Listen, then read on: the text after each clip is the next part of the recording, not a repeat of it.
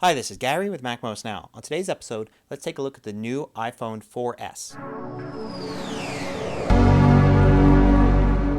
So on the outside, the 4S is almost identical to the 4. Matter of fact, the only difference I can really see are the little black lines that break up the metal case. They're symmetrical here, left and right, top and bottom, whereas in the iPhone 4, they were in different locations. Presumably, this is part of the new antenna design. Now, inside, of course, we have the new A5 processor, which is the same one in the iPad 2, and it should speed things up quite a bit. In addition to that, there's a new antenna design and new data chips. So, for instance, every iPhone now has CDMA and GSM. So, one iPhone can actually work on all the various networks.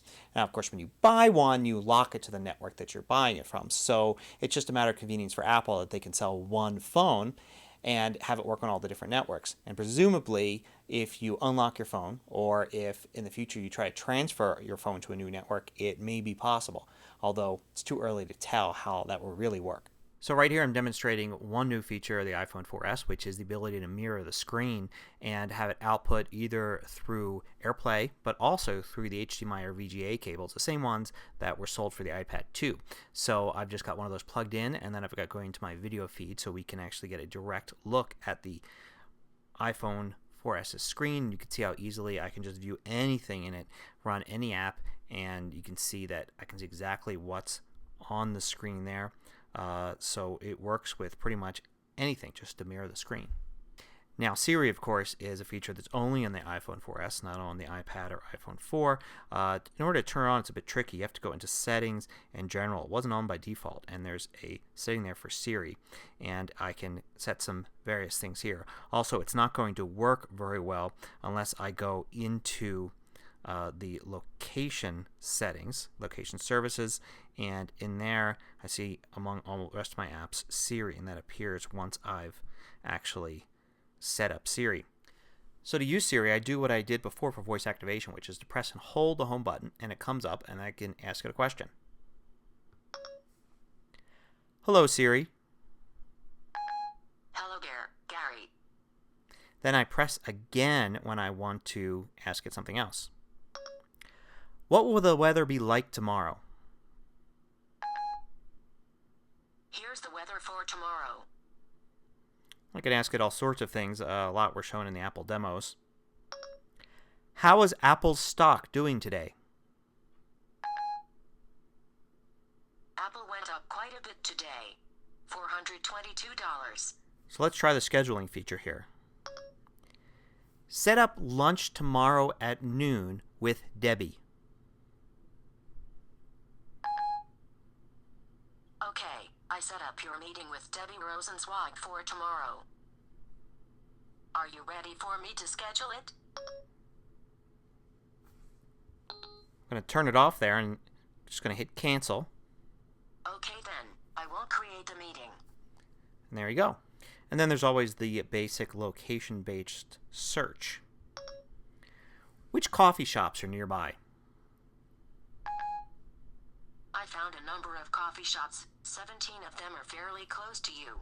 Now another thing we get is the ability to be able to speak text and have it translated. So anytime you have a keyboard with Siri turned on, you'll see the microphone in the lower left-hand corner, and then I can say something and it should be able to type it for me. The quick brown fox jumps over the lazy dog. And Siri's got a sense of humor too. Like, for instance, what is the meaning of life?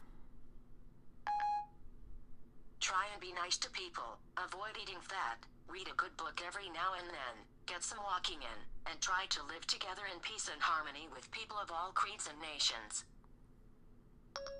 Tell me a joke. I can't. I always forget the punchline. Now, of course, there's a new camera as well. It's an 8 megapixel camera, which is better than the 5 megapixel camera in the iPhone 4. And in addition to that, it can also take better video. So here's a comparison of two pictures. The iPhone 4 and the iPhone 4S took the picture at the same time side by side, so you can compare the quality. Just a slight increase, but the colors are definitely better, suggesting better optics.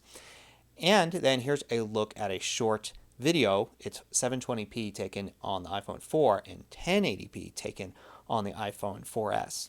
So there's a quick look at the iPhone 4S that came out today. In the future, I'll have more episodes about specific features of iOS 5, such as reminders, and also I'll be taking a closer look at some of the features of iCloud. Till next time, this is Gary with MacMost Now.